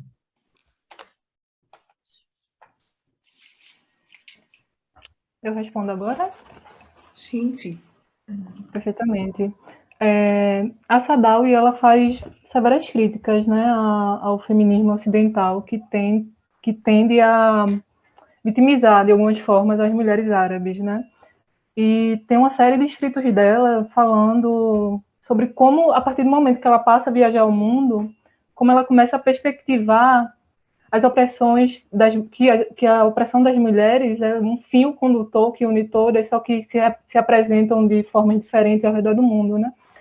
E, por exemplo, em relação à questão da burca, né, do hijab, que há uma crítica muito forte no Ocidente em relação ao aprisionamento. A Sadawi é completamente crítica a esses adereços. Entretanto, ela deixa bem fixa a posição de que ela não acha que isso é diferente, por exemplo, das opressões estéticas que o Ocidente normaliza em relação às mulheres, né?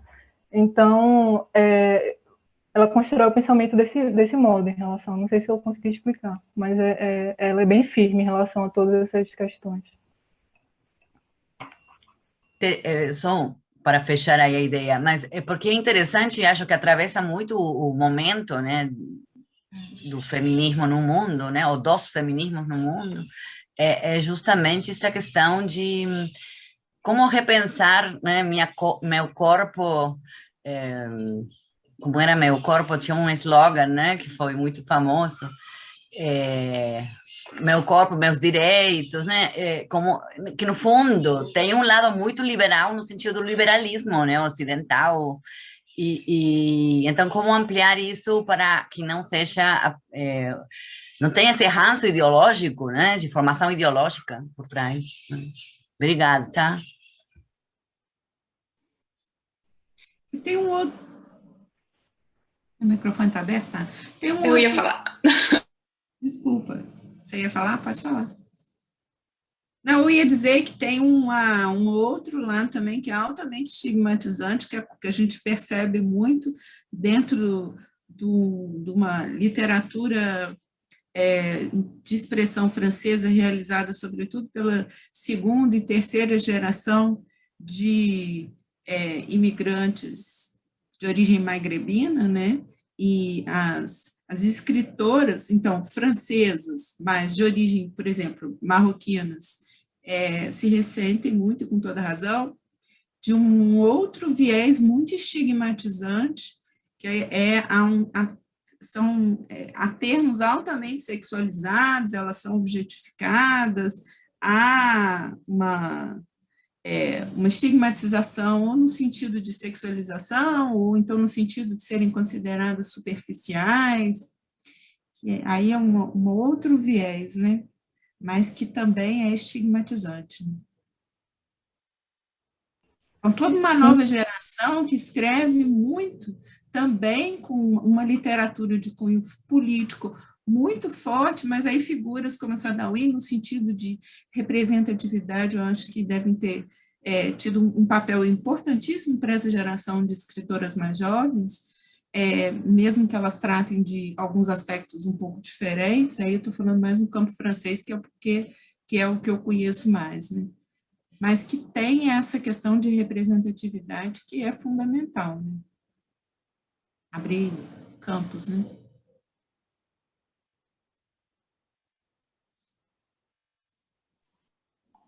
Você falou que só tem 2 obras dela em português, Fernanda? Exatamente. Quando eu fiz o meu mestrado, eu estudei a obra em inglês. Nessa obra que eu falo, ela já está traduzida. Ela traduziu no ano que eu defendi, em 2019, que é A Mulher com Olhos de Fogo. E só tem 2 obras, foi uma coisa que me chocou, porque eu estava iniciando na literatura árabe, e quando eu vi a magnitude da escritora, que tem mais de 50 obras, que é traduzida em mais de 30 idiomas, e aí você perspectiva para o Brasil, e na época tinha apenas uma obra, é gritante, né? Eu cheguei até a ler uma matéria na época que a crítica falava assim, que isso demonstrava como isso era um conflito literário, porque ela é uma escritora feminista, mas ela não é ocidental. E, embora ela seja de um país da África, ela não é um homem. Então, ela está num entrecruzamento muito complicado em termos de alcançar uma divulgação maior, né? Embora ela seja bastante conhecida ao redor do mundo, assim, de algum modo.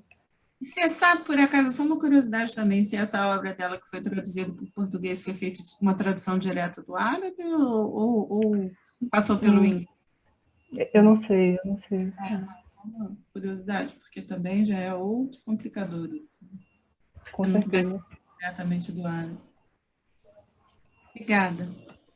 Obrigada. No YouTube aqui tem um comentário que é para Edileuza. E até durante a apresentação da Edileuza, lamentei, porque na primeira mesa dialoga muito, Edileuza, a sua apresentação com a primeira mesa. Eu acho que você não estava aqui, né? Você foi apresentando e eu fui pensando isso, assim, como nós debatemos essa questão. E o comentário que tem aqui do coletivo Mulheres Artistas, acho que da Angeli, que ela coloca alguns exemplos de autoras que estão sendo trabalhadas na escola, porque esse foi um assunto que a gente também tangenciou, né, na primeira mesa. Então, ela coloca alguns nomes e diz essas 3 autoras, né, Edenice Fraga, Alcideia Miguel, Valesca Lins, essas 3 autoras estão sendo lidas nas escolas de educação básica, principalmente nos estados de origem, e acumulam premiações, né? Esse é um movimento que a gente vê agora, né, acontecendo, né? Eu dei aula no CAP da UERJ, também quando eu cheguei lá, os professores já trabalhavam as crônicas da Júlia Lopes de Almeida, já tinha um trabalho, os contos da Maria Firmina dos Reis, né, que o conto escrava, né? Então, a gente vai, por onde a gente passa, a gente vai vendo, assim, uma iniciativa ainda muito individual de cada professor, né, de fazer essas inserções, né?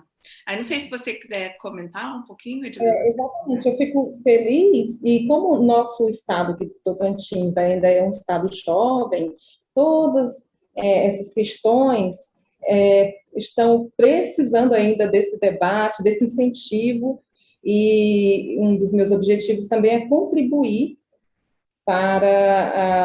contribuir com a educação aqui do estado de Tocantins, para que os jovens, os estudantes conheçam, se deleitem, discutam essas obras maravilhosas. E nós fizemos um recorte, não sei se eu cheguei a falar, na poesia, certo? Então, é muito bom, eu fico feliz, e vamos chegar lá também. Isso é importantíssimo, porque isso é a base, né? Como também é importantíssimo esses espaços criados por coletivos, como o coletivo de mulheres artistas da Angeli, que a gente precisa também difundir para os nossos alunos e alunas, né? Porque isso tudo faz uma rede, né, de divulgação e de visibilidade que são essenciais, né? Tá, eu agradeço o comentário, tá, feito pela doutora, e agradeço também o comentário de vocês. A gente que agradece. Deixa eu fazer só uma observação. Obrigada, Ana, pela colocação que você fez. Mas eu quero fazer uma observação seguinte: essas autoras estão nas escolas, e outras, eu citei as 3 porque são mulheres negras, tá? Por isso que eu fiz o destaque das 3, mas há outras. Mas elas também estão nas escolas por trabalho das autoras, que eu acho que é uma mão que a gente normalmente não contabiliza, entende? Ao invés de ficar na espera de alguma legitimação ou reconhecimento, nós, autoras, é que estamos indo a professoras, ou a escola diretamente. Geralmente a gente tem uma amiga professora da área e tal, e apresenta o trabalho, e daí vai se desenvolvendo, entende? Então, recentemente eu fiz uma doação de livros meus, que, aliás, doar tá caro também, porque o correio não tá fácil, né? Para uma escola de Hidrolândia, no interior do Ceará, porque numa das lives do coletivo, a professora estava assistindo, curtiu, gostou, e disse: eu quero fazer um trabalho com vocês, não sei o quê. Eu peguei e fiz uma doação grande para a escola, para ela fazer um trabalho lá com os alunos. Não sou só eu, várias de nós fazemos isso. Então, nesse sentido, que eu acho que o coletivo Mulheres Artistas, e eu também sou articuladora do Mulherio das Letras de Portugal no Brasil, nesse sentido que esses coletivos têm feito, de fato, um trabalho que eu diria que mais do que resistência, de resistência, né? E usado de algumas estratégias para que essa produção de mulheres, quer na literatura, quer nas artes plásticas, né, possa, em documentários, né? E nós estamos com muitas colaboradoras do coletivo ou premiadas ou indicadas a prêmios relevantes, né? Nós temos a Priscila Cruz, por exemplo, que está indicada ao Jabuti categoria infantil, né? Bom, eu acabei de ganhar 3 prêmios agora, em crônica e poemas, enfim, e também em Portugal. Então, a gente, né, vai buscando esses caminhos. Eu acho que a escola, sem dúvida nenhuma, é uma frente também importante para a gente fazer essa transformação de eixo de leitura, né? Para ler mulheres, né? Principalmente no que diz respeito a autoras chamadas ditas independentes, né? Obrigada. Sem dúvida. E lembrar que a gente também nas universidades, com a inserção nas emendas, também no sentido de estar formando professores que também vão, né, ter esses desdobramentos que são essenciais. Mas esse seu trabalho, que dá muita visibilidade, é importantíssimo. Você está de parabéns. Obrigada. Só para complementar, nas emendas e no Enem, né? Sem dúvida, Cláudio, que capa alemã que é aquela? Socorro. Cadê o Cláudio? Ainda está aí? Cláudio.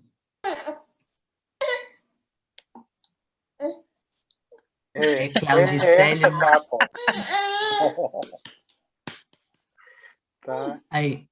Ela é uma capa que é uma capa para um livro de bolso, porque tem 2 capas, uma capa para o livro, para a coletânea em capa dura, né? E aí são mulheres desenhadas com a língua de fora e só a língua vermelha, mas a capa para o livro de bolso, e eu digo que é para gringo ver, né? É essa, né? Desconstrói completamente a proposta dessas mulheres em relação ao erótico, né? Quem pensou aqui especificamente na questão da pornografia no sentido mesmo do mercado editorial, que é a grande crítica da Hilda Hilst, né? Pois é, e todos os clichês possíveis e estigmatizantes, tem banana, bunda, são uma coisa... São as araras, bananas, bundas, né? Onça, né? É a fauna e a flora brasileiras nas bundas das mulheres, né? Essa é a tradução. Desconstrói completamente a proposta, porque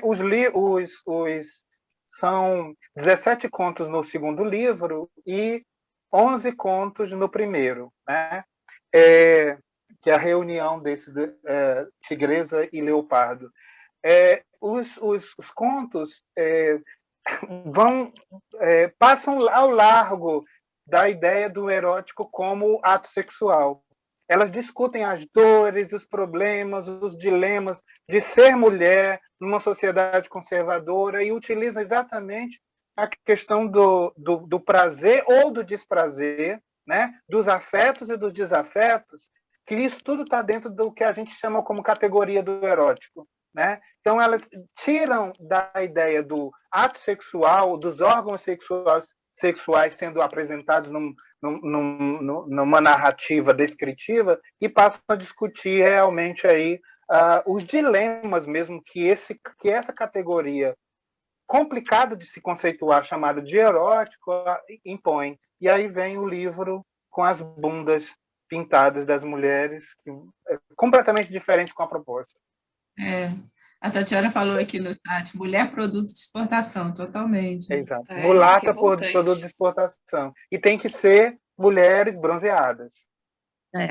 Ô, Cláudio, quando você estava apresentando, eu me lembrei imediatamente de um episódio muito curioso, que foi o primeiro concurso que a Academia Brasileira de Letras fez. Não sei se foi 1918 ou 20, não estou lembrando do ano, mas foi o primeiro concurso que a Academia Brasileira de Letras fez, e quem ganhou o concurso foi a Rosália Coelho com um livro de sonetos, uma coletânea de sonetos, que depois o Monteiro Lobato, o Olavo Bilac, eu acho, que editou. estou lembrando agora. Bom, já li isso há muito tempo. Mas o interessante, quem tirou o segundo lugar foi a Gilca Machado, que foi quem ficou conhecida como a grande poetisa, né, do erotismo das escritoras brasileiras. Pois bem, o livro da Rosália teve apenas uma edição e o livro da Gilca Machado teve para lá de 5 edições, né? Tamanho sucesso que a poesia da Gilca fez nessa direção da poesia erótica. Eu já acho que isso é altamente sintomático, já é uma coisa interessantíssima para a gente observar, embora eu entenda que você esteja trabalhando com antologia, né? Com um recorte específico. Mas eu falo da Gilca Machado aqui porque a Gilca quebrou, né, entrou pela porta mesmo do cânone literário e com um tema que é muito caro para as mulheres. Ainda hoje, imagine no início do século XX. Né? Depois veio a Adelaide Carraro e a Cassandra Rios, são as três, as duas no romance e a Gilca na poesia. Eu lembro de uma crítica de Mário de Andrade que dizia, por exemplo, que não gostava da poesia da Gilca Machado, e a crítica é justamente sobre o fato dela falar do erótico. Bom, quando a gente observa a poesia da Gilca Machado, a gente percebe que ela não fala de ato sexual, ela fala de um desejo, muitas vezes transcendente e tal. É porque, geralmente, cada época tem uma especificidade, uma ideia do que é o erotismo. Quando a gente trabalha com isso, a gente tem que ficar o tempo todo demarcando lugar e temporalidade. Isso é bem complicado, né? Quando o Olho de Lilith, que a Ana Terra comentou, que, na verdade, eu termino minhas antologias com o Olho de Lilith, em 2019, a publicação, o Olho de Lilith seria impossível para uma mulher publicar na década de 80, que é quando essas primeiras antologias eróticas de escritas femininas são publicadas no Brasil. Falar de cu, de buceta, numa antologia, num desses textos, era dar aí uma possibilidade de silenciamento e cerceamento mesmo. Né? Por isso que até as mulheres, quando vão escrever as resenhas sobre as duas antologias da Márcia Dense, organizadas por ela, elas também dizem que é um erotismo muito, como é que elas dizem? Que muito ainda incipiente, muito ainda envergonhado, né? Uma diz que é a odalisca que não mostra os véus, não tira todos os véus. Então, essa é a perspectiva de leitura, né? Então, nesse caso, Angeli, a Gilca Machado, lá no início do século XX, deu a cara a tapa mesmo.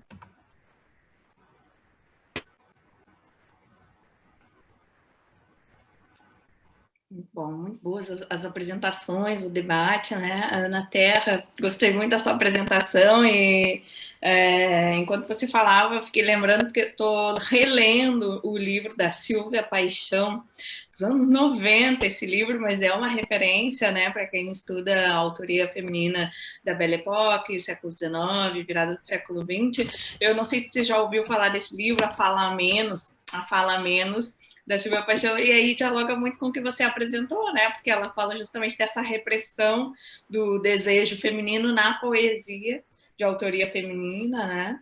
Esse silenciamento que você também colocou, né? Eu só queria comentar a respeito disso também. Tem alguém na minha frente?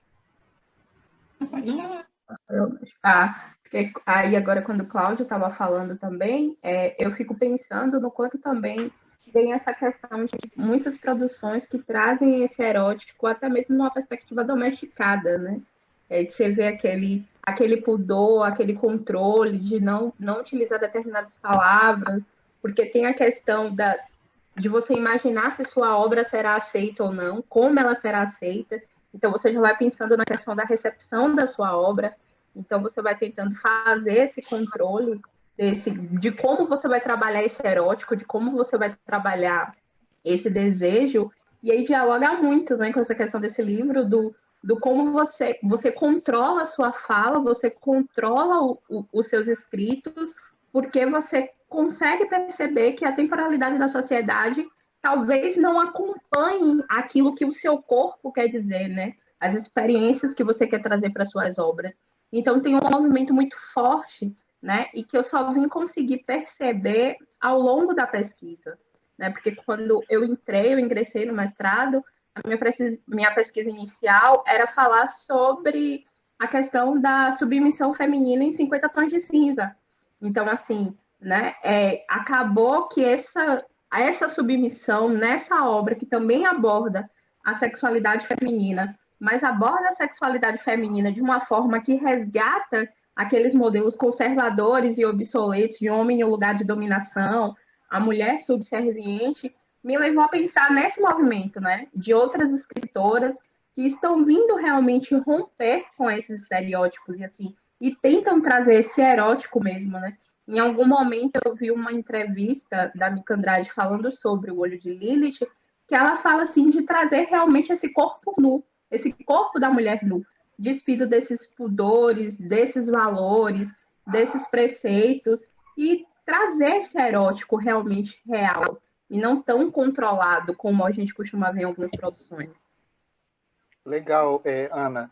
E aí, a tua fala vem ao encontro da minha, porque eu começo, quando eu analiso essas 7 antologias escritas por mulheres, começando com um prazer, né, muito prazer da Márcia Dense, terminando com o Olho de Lilith também, eu termino com o Olho de Lilith, o que eu quero dizer é, para uma Mica Andrade e todas as meninas que escreveram o Olho de Lilith aqui do Ceará, que é um estado conservador, como muitos do Brasil, para chegarem a escrever essas palavras que nós ainda tendemos aí para o obsceno ou para o pornográfico, precisou de uma Márcia Densen, de uma Lia, de uma, sei lá, Prada, de uma Olga Savary, lá na década de 80, muito acanhadas, quebrarem essas portas e dizer, pera lá, vocês homens usurparam o direito o erótico,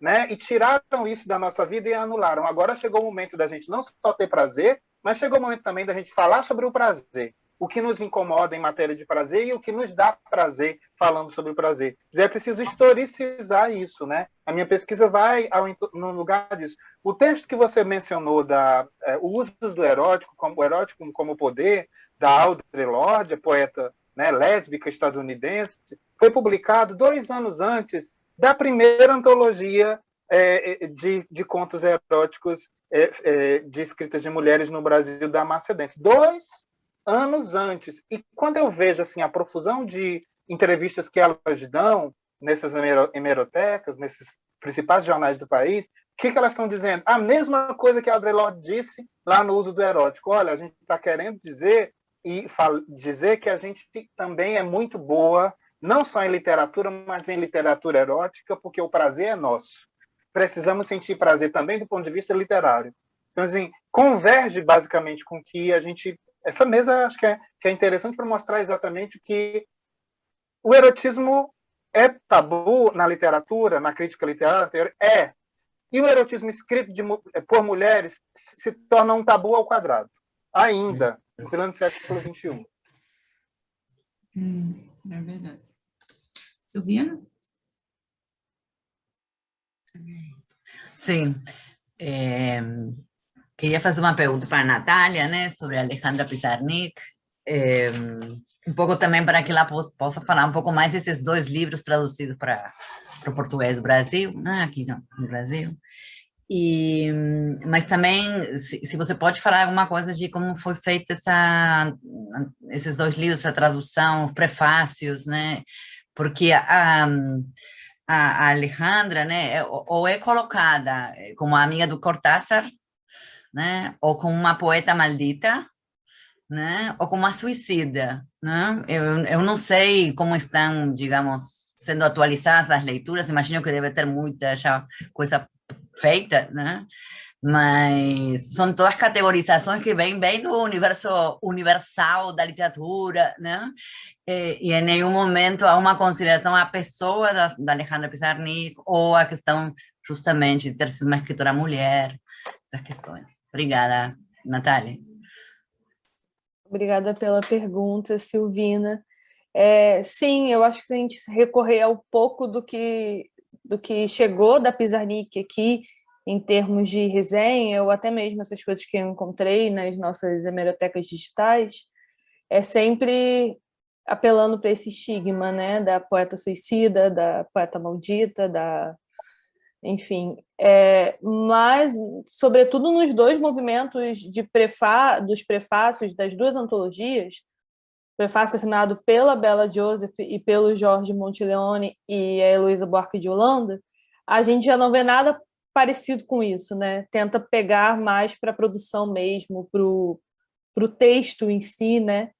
Porque a Pizarnik estava ali numa coisa que tinha um quê surrealista, mas não era também. Tinha um traço muito próprio, jogava com um léxico de palavras que era até meio banal, mas tinha uns desvios sintáticos e uns versos muito curtos e com umas imagens muito potentes, né?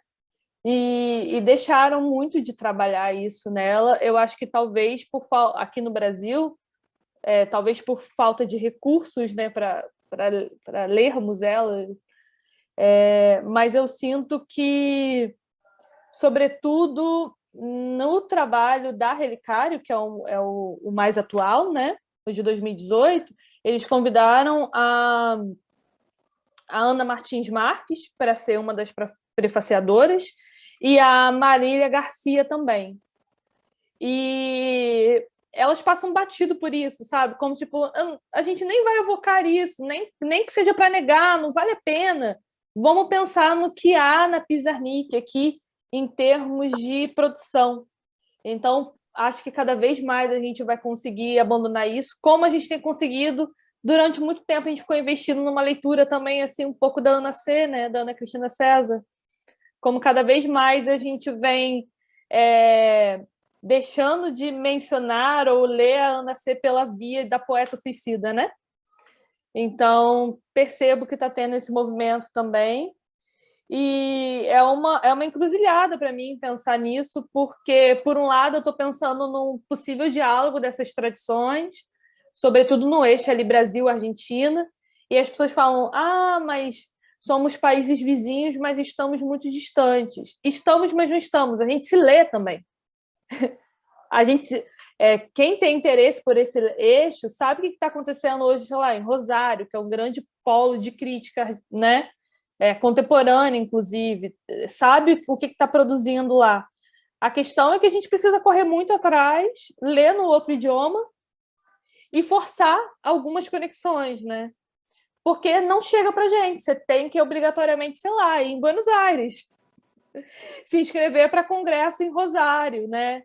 Para tentar saber mais o que está acontecendo. A gente se lê, mas a impressão que a gente tem é que a gente não se lê. Ou que a gente se lê muito menos do que realmente a gente se lê. E aí é muito louco, porque as pessoas falam, mas nossa, mas ela foi traduzida muito tardiamente. Sim, foi traduzida muito tardiamente. Isso impede que as pessoas que não têm interesse nenhum por essa tradição consigam menos ainda ter acesso, né? Mas, por outro lado, quem tem um interesse sempre acabou buscando por outras vias, né? Antes dela ser traduzida, por exemplo, tinha acesso às antologias e ficava caçando lá na internet poemas tentando traduzir. Mas é muito louco pensar nisso também, nesse nosso mercado editorial, no fato de sermos vizinhos e nos conhecermos tão pouco, né? Enfim, são questões aí que eu tô pensando ainda. Mas respondendo mais objetivamente essa pergunta, sinto que cada vez mais a gente vai conseguir tirar esse véu, esse escrúpulo, né? Tudo isso que a gente atribui que muita gente veio atribuindo a Pizarnik durante muito tempo. E tem muita gente fazendo esse exercício. O próprio Cesar Aira, por exemplo, fez uma biografia, né, da Alejandra Pizarnik nos anos 2000, a gente está tendo biografias atualizadas dela também. É muito louco, a gente descobriu que muita coisa dos diários que foram publicados, alguns trechos foram suprimidos. A gente não, isso é muito recente, a gente está sabendo disso, até porque os arquivos da Alejandra não estão na Argentina, né, estão em Princeton.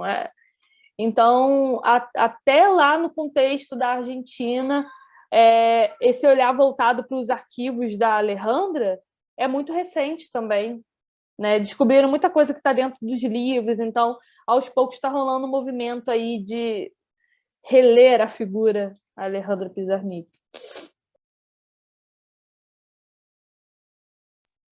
Ótimo, obrigada, tá?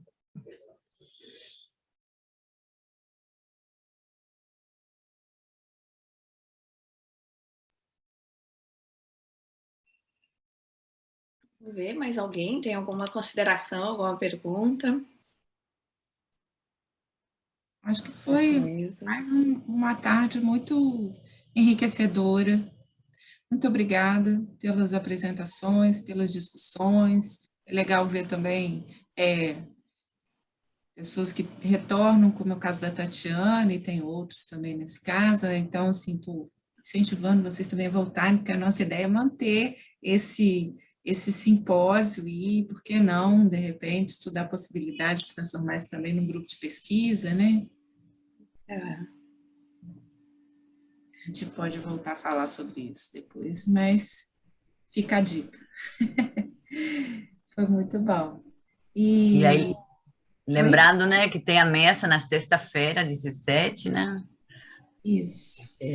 A mesa 4, literaturas escritas por mulheres, representação e comparativismo, também parte 1 e parte 2. E na sexta, a gente agendou às 14 horas. Tá certo? Boa lembrança isso. Um pouquinho mais tarde. Almoçar com um pouquinho mais de calma. Eu acho que eu vou reenviar para os participantes aqui do simpósio que entram na sala Zoom aquela tabelinha e reforço que é um link para cada dia, né? O público no YouTube também é uma entrada em cada dia. Mas vou reenviar aí para tentar facilitar para vocês a localização. Tá bom? Perfeito. Obrigada, gente. Foi muito bom. Obrigada, gente. Até sexta. Obrigada. Nos vemos aqui. Tchau, tchau. Tchau, Gina. Tchau, todo mundo.